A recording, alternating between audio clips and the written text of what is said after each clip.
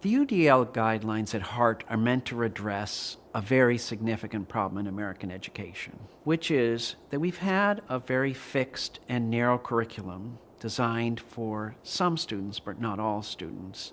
And we then have labeled or described the students for whom it doesn't work as having disabilities or having weaknesses or struggling learners or something. We now think of curricula and schools and learning environments as having their own disabilities. And the point of the Universal Design for Learning guidelines is to redress, to try to reduce those disabilities. And by doing so, fewer kids will be called disabled and more students will be successful. How about this one? Is there any fat? No? And how about that one? No. Okay, so let's go on to another one. I use the UDL framework when I design my lessons to give me a guideline so I can be clear of what my barriers are. When I'm looking at a lesson or I'm looking at the materials I'm using for planning a lesson, I try and identify what's going to be a barrier for certain students. I have a lot of different students and there's a great diversity of learners in my room, so I have to be very careful about how I plan out my lessons. I have to plan and design how I'm going to help them go over those barriers. Today's methods are hands-on, interactive, engaging.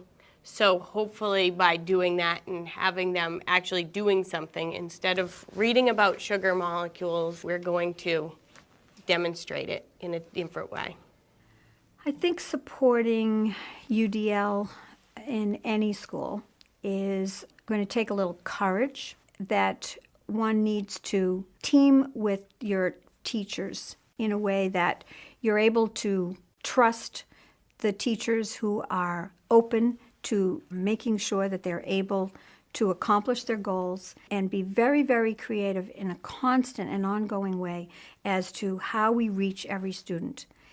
Administrators need to validate the hard work that goes into that. I think they need to cheerlead in some time. I think they need to also make sure that the work we're doing is accountable, make sure that the assessments are there, and that UDL is good for everyone. UDL is not for specific types of students, so that each of us, every single one of us, is able to get what we need and make sure that we feel that thrill of knowing that we've accomplished something and that learning is exciting.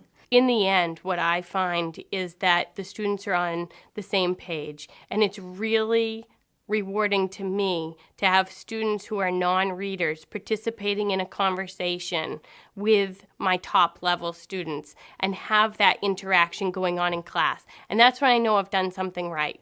When everybody can communicate with each other and participate in a class, that's when we've got it right. And that makes putting the extra time in worthwhile.